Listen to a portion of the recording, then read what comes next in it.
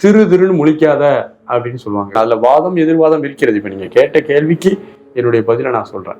தொட்டு காட்டாத வித்தை சுட்டு போட்டாலும் வராது என்பதை நாம் புரிந்து கொள்ள வேண்டும். அனைவருக்கும் அன்பான வணக்கங்கள்.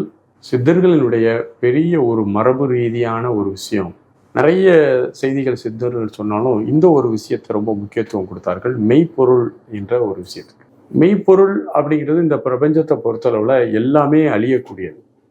அணு முதல் பெரிய பெரிய பொருட்கள் வரை எல்லாமே மாற்றத்திற்கு உட்பட்டது. எல்லா பொருட்களுமே இயற்பியல் மற்றும் வேதியியல் மாற்றங்களுக்கு உட்பட்டவையாக இருக்கின்றன. அப்போ மெய்ப்பொருள் என்றால், மெய் என்றால் உண்மை, அழியாதது, என்றும் மாறாதது, யாராலும் மாற்ற முடியாதது எதுவோ அதுதான் மெய்ப்பொருள் என்று அழைத்தார்கள். சித்தர்கள்ல ஒரு பிரிவினர் மெய்ப்பொருள் என்ற அந்த அனுபவத்தை வெட்டவெளியாகத்தான் சொன்னார்கள். அதனாலதான் சித்தர்கள் அதை வெட்டவெளி பொட்டல் என்று அழைத்தார்கள். இந்த பிரபஞ்சத்தினுடைய ஆதி நிலை, அணுக்கள் எல்லாம் தோன்றுவதற்கு முந்தைய நிலையில இந்த பிரபஞ்சம் வெட்டவெளியாக இருந்தது. அந்த வெட்டவெளியை அணுக்களாக மாறி பரிணமித்து பல பரிமாணங்கள்ல இன்னைக்கு மனிதனாக இறுதியாக மனித மனம் வர வந்துடுச்சு. இந்த உடலுக்கு என்ன பேருனா மெய் என்று பெயர். அது எப்படி சாத்தியம் நமக்கு தெரியல. ஆனா நம்ம யோசிச்சு பாருங்க, அழியக்கூடிய உடல், இந்த உடல் அழியாம இல்லை. இந்த உடல் அழிந்து கொண்டே இருக்கிறது. வளர வளர பல தேய்மானங்கள் அடைகிறது, நோய்வாய்ப்படுகிறது. இந்த உடல் ஒரு குறிப்பிட்ட காலத்துக்கு அப்புறம் நிற்க முடியாது, கீழே விழுந்து இறந்து போயிடுது.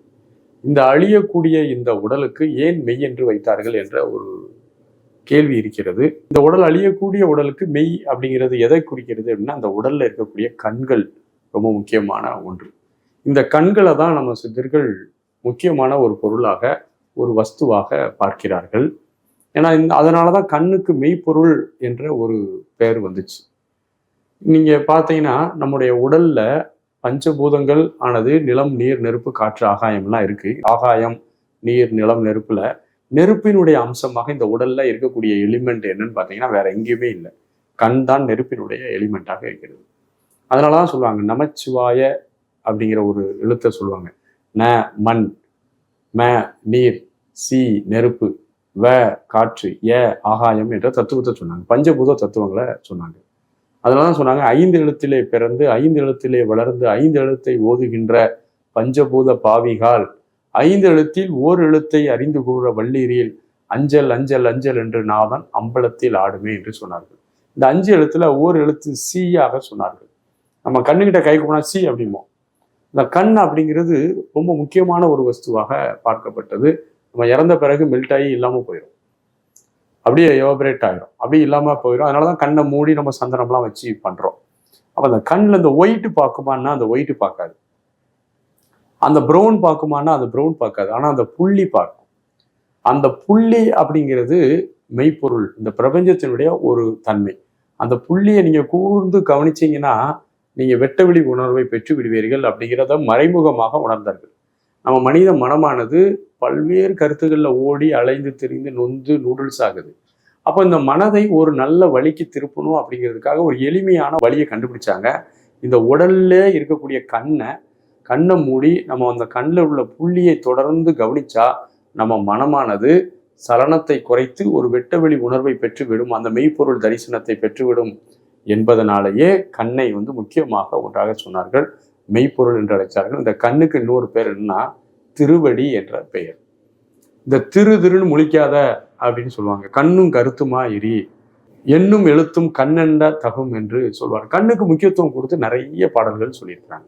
இந்த கண்கள்ல இருக்கக்கூடிய அந்த மெய்ப்பொருளை நாம் கவனிக்க கவனிக்க நம்ம மனம் அமைதியாகிறது அப்படிங்கிறது உண்மையிலேயே சாத்தியம். நீங்க கூட இப்போ கூட நீங்க ஒரு நிமிடம் கண்ணை மூடி உட்கார்ந்து உங்களுடைய கண்ணில் இருக்கக்கூடிய அந்த புள்ளியை அப்படியே பார்த்தீங்கன்னா உங்க மனம் சலன குறைஞ்சு மூச்சின் ஓட்டம் குறைகிறது நம்ம உணர முடியும். அதனால கண்ணுக்கு நம்ம எல்லாரும் போட்டு எழுதுறோம், திருவளர் செல்வி, திருவளர் செல்வன், திருமிகு, திரு அப்படிங்கிற வார்த்தை. திரு என்றால் கண் என்ற ஒரு முக்கியமான ஒரு விஷயத்தை குறிக்கிறது. பெரிய திருவடி, சின்ன திருவடி என்ற 2 சொல்லாடல்கள் தமிழ்ல இருக்கிறது. பெரிய திருவடி என்பது இந்த பிரபஞ்சத்தினுடைய எல்லை இல்லாத வெளி. சின்ன திருவடி என்பது நம்ம உடலுக்குள்ள எல்லை கட்டி கொண்டிருக்கக்கூடிய ஒரு வெளி.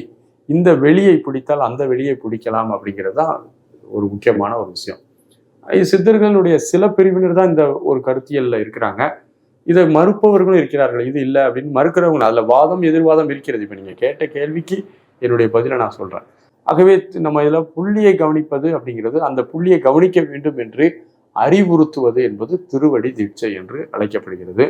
இந்த திருவடி தீட்சை ஏற்கனவே இந்த பயிற்சி பண்ணவர் இன்னொருத்தருக்கு சுட்டி காட்டுவது. தீட்சை என்றால் நமக்கு தெரிந்ததை மற்றவர்களுடன் பகிர்ந்து அவரையும் அந்த வழியில கொண்டு வருவதற்கு பயன்படுத்தக்கூடிய தீட்சை. தீட்சை என்றால் தீயை தீயால் தொடுவது என்ற ஒரு பொருளும் தருகிறதாகவே திருவடி தீட்சை என்பது கண்ணை கவனிப்பதற்கான ஒரு உபாயத்தை, வழிகளை ஒரு குருவின் மூலம் தெரிந்து அதை அவர் தொட்டு காமித்து உங்களுக்கு அந்த பழக்கத்தை ஏற்படுத்தி தருவார். அதுவே திருவடி தீட்சை என்று அழைக்கப்படுகிறது.